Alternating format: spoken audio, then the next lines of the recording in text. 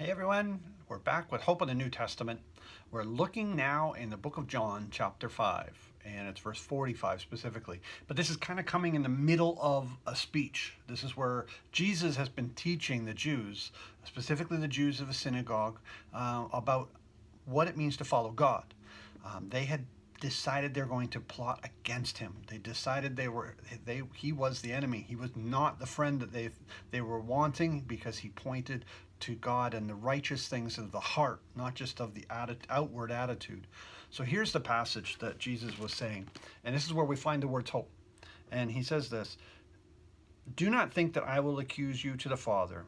There is one who accuses you, Moses, on whom you have set your hope."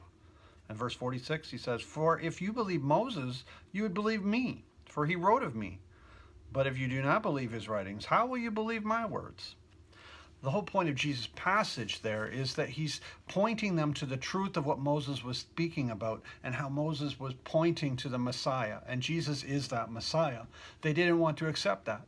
So what Jesus' words were didn't really matter at that point, because they didn't accept the prophet Moses, or how Moses had spoken about God's coming Messiah.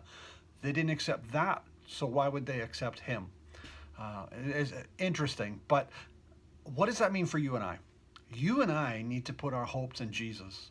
It's not in our outward behavior, because that was the argument that Jesus was having with those Jews.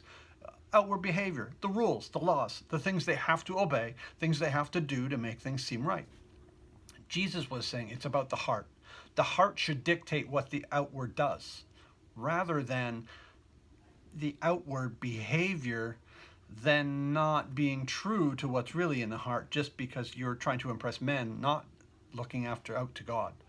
So here we are, Jesus correcting them all about the heart issues. So you and I, it's about the heart issue. We need to be pleasing the Father, because that's what is coming from within. Not just because it's a rule, but because we want to please our Heavenly Father. And that comes through loving Jesus. I hope this encourages you today. It might also be a bit of a challenge. I know it challenges me. Have a good one.